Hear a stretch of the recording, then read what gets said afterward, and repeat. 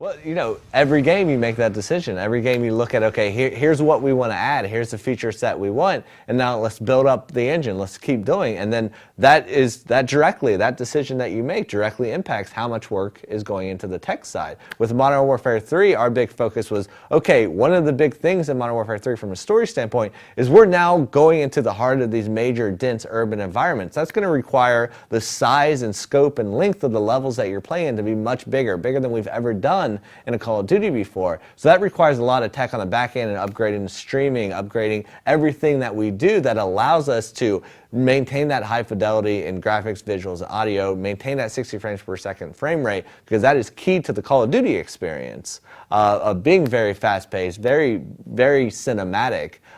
So we have to, say, okay, that's what we want to do, so that's where we focus our advancement. If it got to the point of we're like, okay, we want to now go in this direction, a different direction that requires this, and this, that's when you're like, okay, well then we need to focus more in this area. I'm sure you're familiar with like the general critique on Modern Warfare 3. Like there's fans and there's people who are going to be a bit more critical. They claim like new engines overdue, graphics are less pretty than the other shooter out there, and it basically looks the same like last Modern Warfare games. What would you say in response to those critics?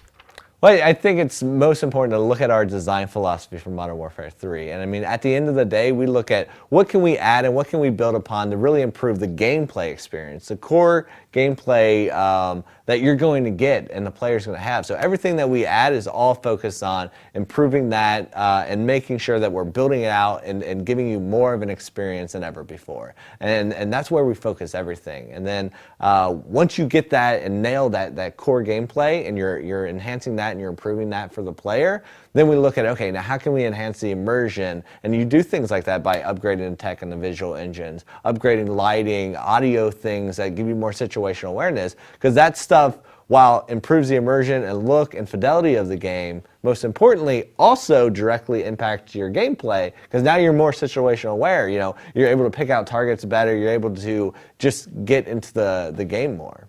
One thing that will launch simultaneously with Modern Warfare is, of course, Elite. Yeah. One question we're getting a lot is that players are a little bit afraid how the arrival of Elite will affect their gameplay if they're not using Elite. It will not hinder or affect their gameplay at all if they're not using Elite. Elite is a additional service outside the game that allows you to get more out of the game for free that everyone has options to if you want to. So, it's detailed stat tracking, it's the ability to create groups of further customize like who you're playing with and their information, and then other things like changing your create a class on the fly, remotely, and you can push it to the game.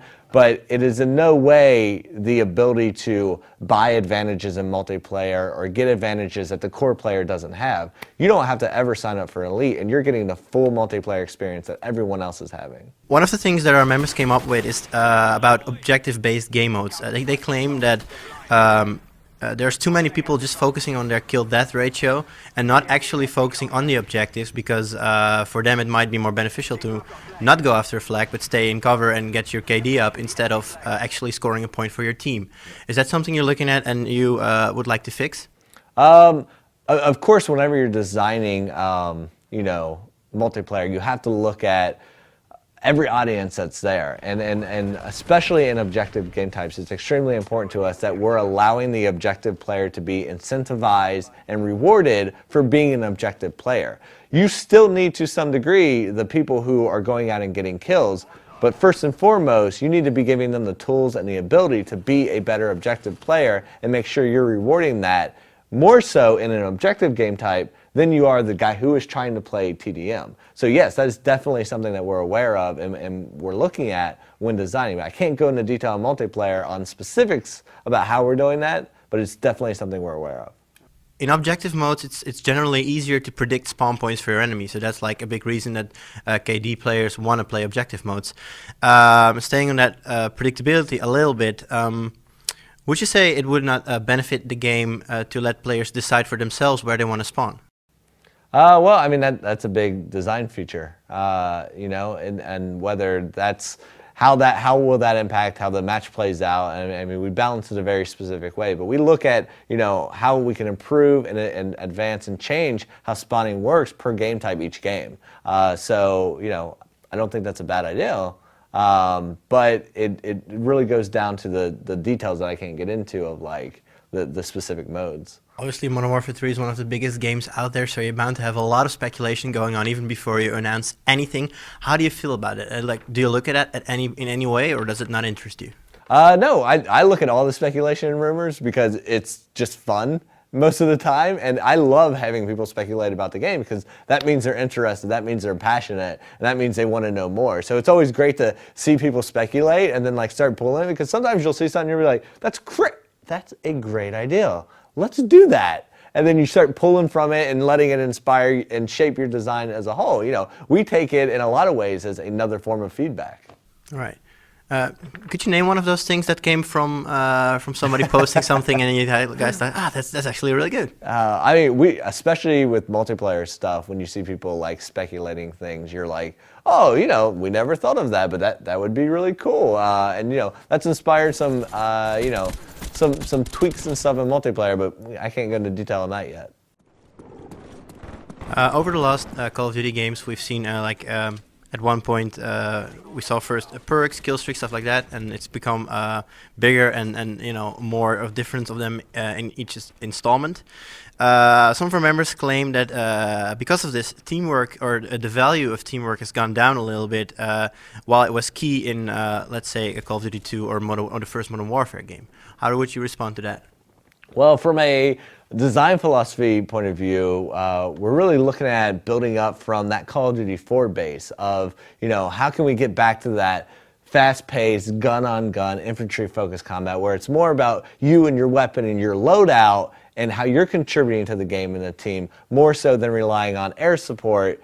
You know, so it should be about you and your weapon getting the majority of your kills and your tactics, and relying on the air support and the kill streaks as what they're intended, support, not your main way of getting kills. So I completely agree with that. I think that's extremely important to make sure that we're focusing on that and bringing that mentality back of working together as a team, as well as some other cool stuff that I can't get into that we're doing to also encourage that in team-based modes like TDM and objectives things to you know, incentivize players to play more in that mentality. In Modern Warfare, or in any Call of Duty game for that matter, you're always playing with a highly trained Marine or a soldier or, you know, whatever. Isn't it a nice idea or to put a regular guy or even rebel militia in the lead? Right. Well, you know, I think that is good, and why in Modern Warfare 3 we like to give you a view of the conflict from different perspectives. So, you know, while sometimes you are boots on the ground, you know, Delta Force and fighting in the streets of Manhattan's, other moments you're playing from different perspective. You're seeing what it's like to be air support or ground support, but most importantly, you are always just a guy on the ground as part of a group. You are never, you know, the leader of a group. You are never the captain of the group. You are never, you know, this singular badass guy. We always want you to be just one of the guys in the squad who is typically the lowest ranking, least skilled guy in it. So yeah, I agree. But there are moments that, you know, you will be playing as these high-speed operators as well. Well, obviously, since it's one of the biggest games, it's bound to be subject of piracy, of course. I know it's a touchy-feely subject right there. But if you look at other publishers, a lot of publishers right now are postponing PC versions until long after the console versions have shipped in order to get like maximum sales and then release the risky PC version later. Is that something that you would do at any point in time? Well, I can't speak to what we do in the future, but I mean, that hasn't been a discussion for us now, and it hasn't been a discussion for Modern Warfare 3. I think, you know, piracy is something that happens, and you know, obviously everyone looks at how can you address it, but the philosophy that we try to take, and we're taking with Modern Warfare 3, is we don't want to punish or limit or hinder the, you know, the legitimate customer and fan of our game, and that's just not something we're interested in. Especially coming out of Modern Warfare 2, we learned a lot about what our PC audience wants and what they're looking for from a PC version of Call of Duty, and we're looking to incorporate as much of that feedback as we can, especially moving forward. Er werden zoveel vragen gesteld op het forum dat het onmogelijk was om die allemaal uitgebreid aan bod te laten komen. Dus legden we Bowling nog wat vragen voor waarop hij alleen ja of nee mocht antwoorden. Will we see Price again? I can't say. That's a spoiler. Will there be quickscoping? Yes, there's quickscoping in Modern Warfare 3. Will there be dedicated sniper lobbies? It's up to the player. We like to give player the ability to customize their experience. So yes. yes. Will there be afterlife perks like Second Chance and Martyrdom? I can't say. Will there be more smaller maps like suitable for one-on-one play? Yes, definitely. Would you like to see Call of Duty return to the World War II setting at some point? I can't say. It's not you. Would you like? Right. Is the Ghost spin-off still alive? Never existed. Will Modern Warfare 3 recognize the player earlier stats from previous Modern Warfare games, and will it reward the player for that? Can't say. Will Modern Warfare 3 feature a way for players to report bugs, glitches, exploits, and cheaters? Yes, Elite will help with that a lot. Will we see any changes in the melee system? Yes. Is it possible to shoot off soldiers' limbs in Modern Warfare 3? No.